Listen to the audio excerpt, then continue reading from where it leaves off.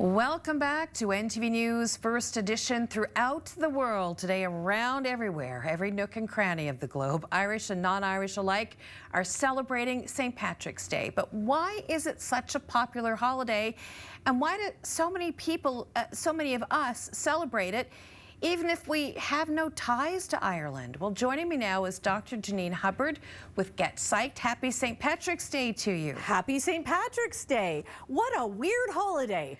That's my main conclusion from a lot of things today, because it really falls into a category of its own.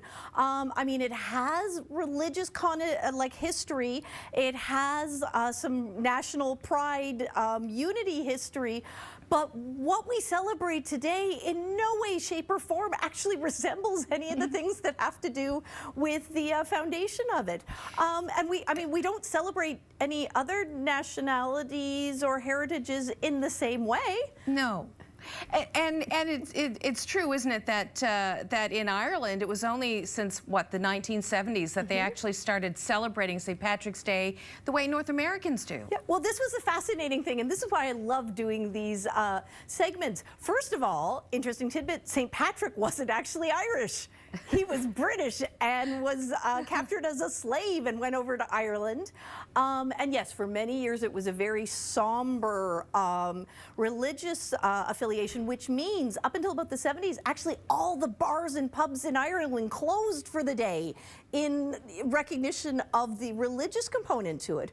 But what happened over in the United States is, all the waves of Irish immigrants came over, and I mean, they suffered a lot of persecution. They suffered a lot of discrimination, and as their numbers grew, they'd start to have these St. Paddy's Day parades, partly as a way of reminding the politicians of the amount of voting power that they had. So again, it started very much in the States with kind of a political movement. And then it just became the world's biggest party. It's so much so that so many of the traditions we associate with it actually, like I say, Ireland has now adopted to accommodate the tourists who are expecting those kind of traditions. So why do we love St. Patrick's Day so much? Why do all of us want to celebrate it, no matter where we live or where we're from? Again, I tried to go digging, looking for research. There's not a lot out there, but here's my thought or my conclusion. First of all, obviously here in Newfoundland and Labrador, there are very strong Irish ties, and folks in the province are very proud of their heritage, both as a Newfoundlander and Labradorian, and of their Irish ancestry.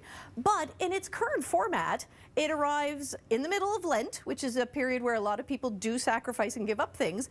But at least for us here, it comes right at the end of a long, hard winter, knowing that we probably still have a little mini winter yet to come. So it's a little spot of brightness and sunshine. And listen, it gives kids the excuse to dress up in some fun clothes. It gives adults the chance to enjoy some music, beverages, good food on on this midwinter point in time. And really, as they sort of say, you don't have to be Irish to enjoy it. In fact, these days has very little to do with it. I'm looking at it far more as a midwinter celebration, that if that helps get you out of your winter slump, lets you celebrate with some friends, lets you enjoy a good time, well then everybody can embrace the holiday. And if you want to claim to be a little bit Irish today, you go for it. All right, Dr. Janine Hubbard, thank you so much for coming in. We'll have to find something equally as fun to talk about next week. Sounds good.